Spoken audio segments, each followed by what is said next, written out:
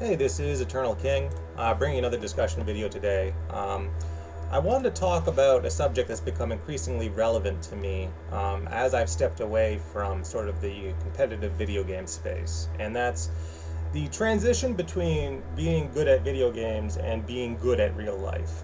Um, there is actual crossover.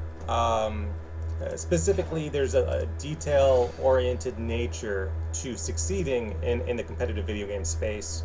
For example, in LOR, you're choosing your cards, you're building your decks, you're making very detailed-oriented decisions about your strategic plan and how a deck is going to play out and all of those things. But there's also a point of no return, I believe, and this is a pratfall that a lot of gamers fall into, which is respecting the difference between, okay, here are the transferable skills that, the things that make you good at video games can make you good at real life. And then here are the aspects of this specific video game that nobody cares about and will never get you anywhere. And understanding that distinction is exceptionally important. So, I can say that, okay, I got masters in a card game, and nobody in the real world is going to look at that and care.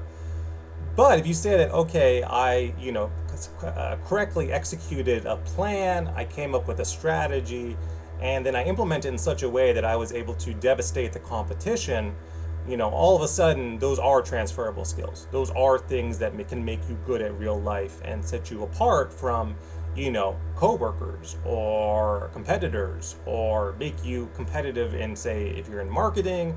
It doesn't really matter what your field is. You could be in marketing, you could be a dentist. It doesn't really matter what you're doing. But at the end of the day, succeeding is succeeding. Being competition is everywhere in all aspects of life. Unfortunately, I wish it wasn't the case, but it is. And so, we can talk about those transferable skills a little bit. So if you look at any deck list, right, you've basically come up with a strategy and you're trying to implement it. If you built a Shen deck, you're like, okay, I'm going to run the cards that have barrier in them, and there's a high amount of synergy. I'm going to get a lot of value off of the open attacks and swings, and maybe you run challengers, maybe you don't, maybe you run Zed just for kind of that big attack. Whatever your plan is, it doesn't really matter.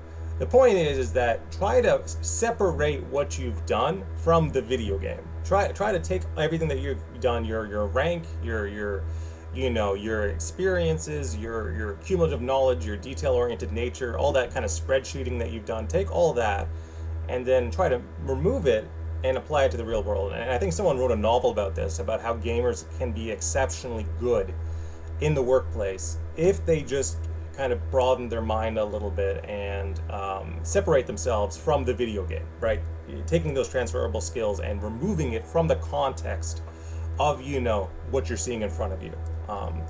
I've certainly tried to do that. I've been finding more success lately professionally in the outer world, and I've even had people tell me, treat the job that you're doing like a video game. Just kind of go into it with the same amount of dedication and time expenditure, and again, obsessing over it in the same manner that you would a video game, and then in that way you can do very well. So gamers make excellent programmers. I think they make excellent marketers just because of the analytics involved, and it's kind of numbers oriented, and there's winning and losing and success and failure and all those things. Gamers make excellent writers because they're highly creative individuals. They're constantly making creative decisions on a micro level all the time.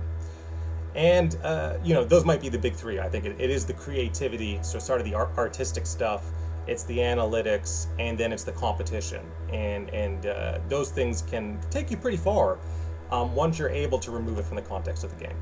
So I think the first step of doing that is realizing that winning and losing doesn't matter as much as you think it does. It matters in aggregate. It does not matter on an individual level.